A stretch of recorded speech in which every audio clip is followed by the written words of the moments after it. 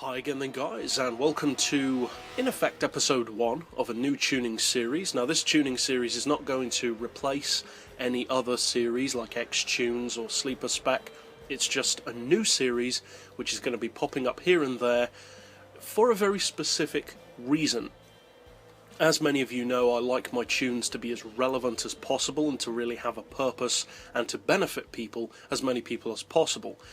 And this series is very specific in its purpose. This series, as you can kind of tell from the title, Leash the Beast, is only for the vehicles on Gran Turismo 6 which are specifically known for being difficult to tune and set up. Cars which are notorious for being challenging, usually in terms of handling.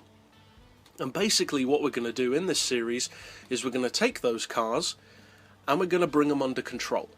And the best way to do that, as far as I'm concerned, is to fully tune that car in every way and then build it in such a way that that car drives as well as it possibly can when fully tuned.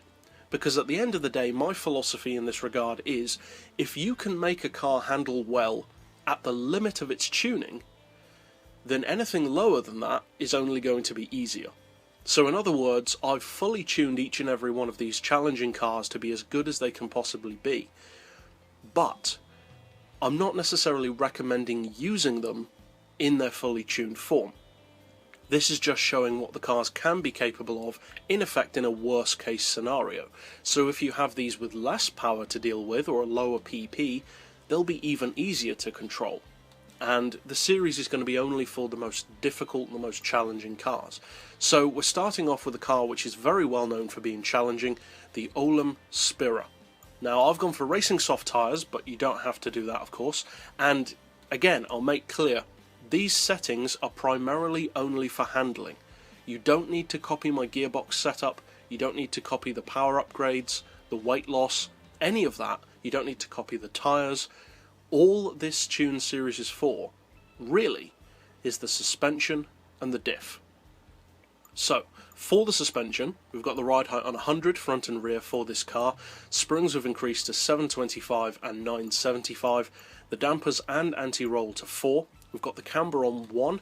You can increase that, but I like to make my tunes as minimal as possible on camber, because camber very quickly makes your car extremely heavy, and that can hinder a lap time.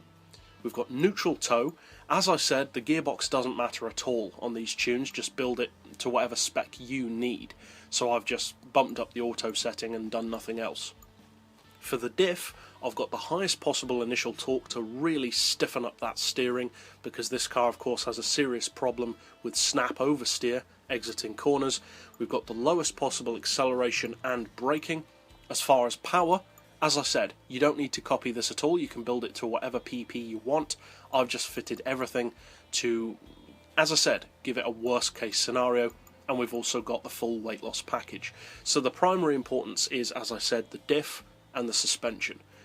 You can build the rest of it to whatever PP and power you want. So that's it overall for what I would recommend to bring this car under control. But now let's take it out to a track to actually see the effect that this can potentially have for you.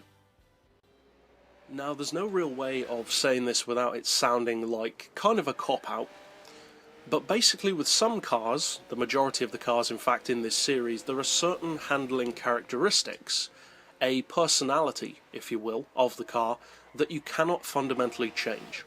That will always be an aspect of that car's character, the way it performs and the way it corners. You cannot change that core design.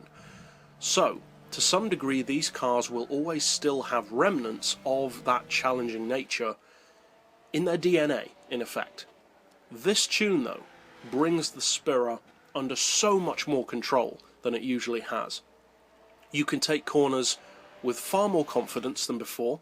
You can still get the tail out, but it's no way near as challenging as it was originally, and the handling on this now is more comparable to something like a Ferrari or a Lamborghini Gallardo, that kind of handling, instead of being insanely challenging as many people find it to be.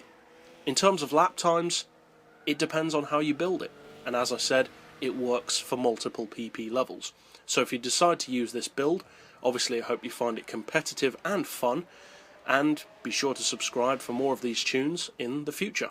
But for now, as always, thanks for watching.